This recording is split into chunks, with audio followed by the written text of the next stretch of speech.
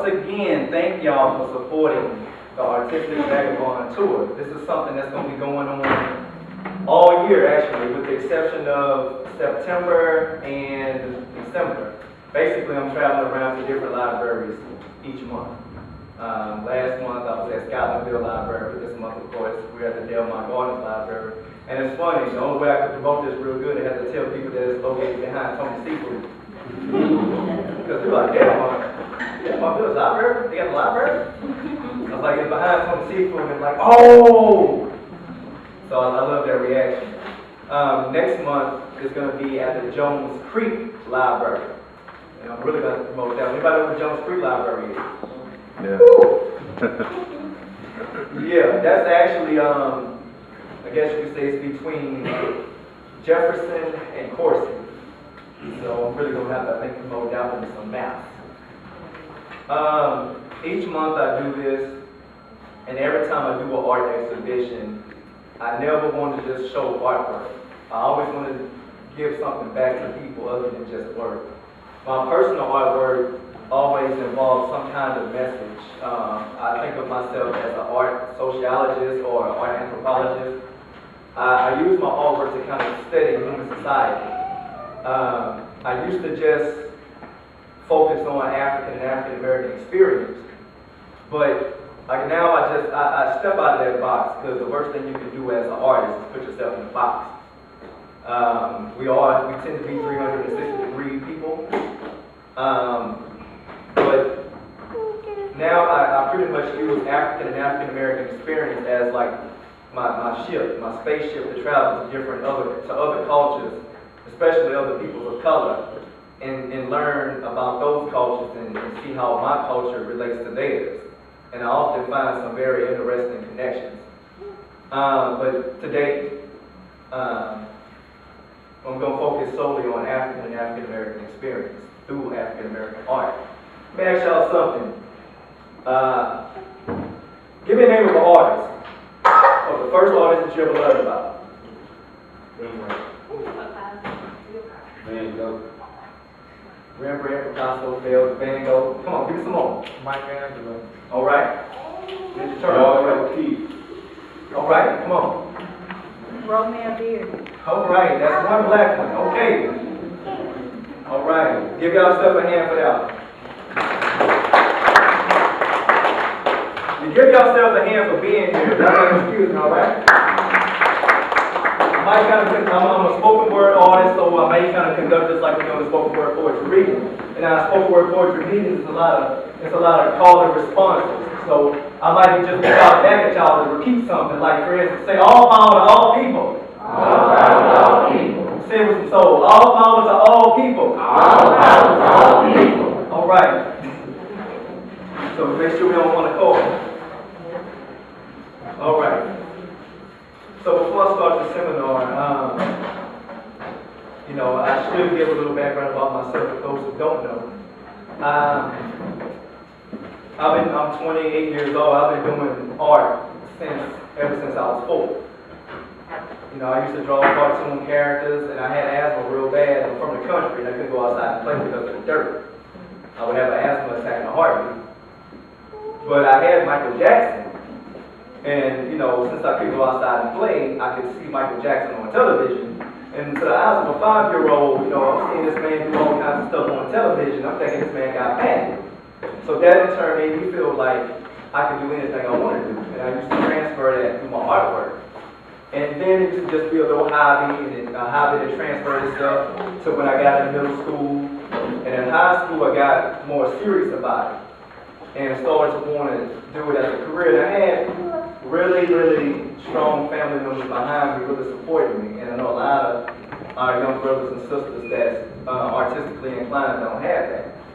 I had a lot of talented students, fellow students that were very talented. To me, in my opinion, even more talented than I am. And but to this day, they didn't pursue their art. And one of the reasons I think, and I believe they didn't pursue their art, is because of what I'm about to show you now. Stuff that they didn't know about.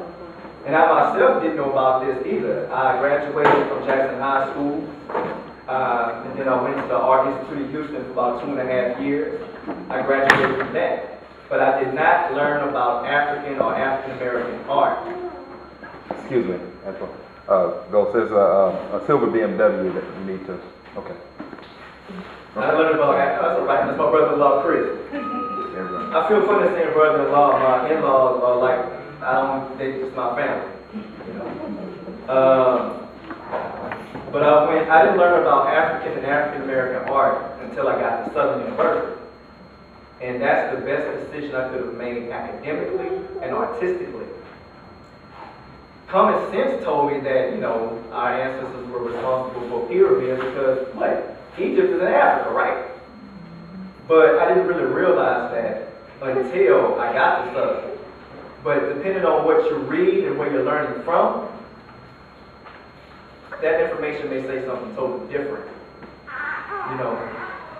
So, I prepared this seminar for y'all called From the Ancestors to Us. And we're going to get it started. All right. Bear with me, y'all. This is my first time doing this. All right. So this is the continent of Africa. Everybody know where Africa is, right? Anybody been to Africa? Show of hands. All right. That's one of the places I really, really want to go. It's not the first place. I'm going to let the people come in. Thank y'all for coming. Thank y'all for coming. Thank you.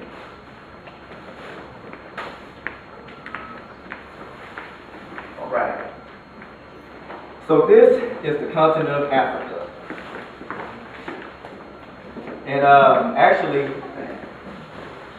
Africa, whereas this region, Ethiopia, is they found more remains. Actually, I think in the new National Geographic magazine, more remains of our ancient ancestors that were from that area about 3-point-something million years ago. They found more remains that predates Lucy. I can't think of when they found the bones of Lucy, but that's still furthermore proof that life originated from Ethiopia or from Africa. So, where is Egypt located? Africa or the Middle East? Somebody tell me. Africa. Okay, now, when you read about, when you learn about Africa and the Middle East, when you learn about Egypt, depending on where you went to school at, where did they always tell you it was from? Did they tell you it was in Africa, or did they separate it from Africa? Did they say Egypt, then they say Africa? Yeah, I found that too when I do a lot of research. I want to tell y'all now, you know, before I begin, I will tell you that I don't profess to know everything. I'm just learning like you are, but I'm the type of person, each time I learn something, I like to give it back to people. And I feel like keeping knowledge to myself is only doing everybody else a disservice. So I offer you the knowledge, you know, that I learned. And to research it yourself, because I could be very well wrong, you know. So, meaning you say Egypt is in Africa. Yeah, Egypt is located in Northeast Africa, right up here. As you can see, the land we know to be Egypt is located on the continent of Africa. However, many scholars place the country in the Middle East. The Middle East, so this area over here. And that can be argued. Let me ask you this. What is one of the original names for Egypt? Anybody know that? Anybody heard about it? All right. One of the original names for Egypt is Kemet, which means black land. Some scholars believe that black land refers to the black fertile soils of the Nile floodplain. However, could it be that black land refers to its people? I mean, here we have Queen Tai, or Tai, who arguably some people say is King Tut's grandmother. But look at her features. This was one of the ancient artifacts that were found in Egypt. I say grave rock. But look at her features. Can y'all see that? Yeah. This is a depiction of her. Don't it look like maybe one of your aunties, moms, brothers, cousins? Yeah. And look at some of the paintings.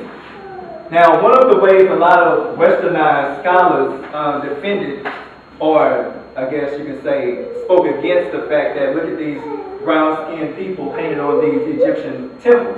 They said that over time, that, you know, because of time, it made the skin tones turn colors. I think that's a little, you know, lie. So what came first, the chicken or the egg?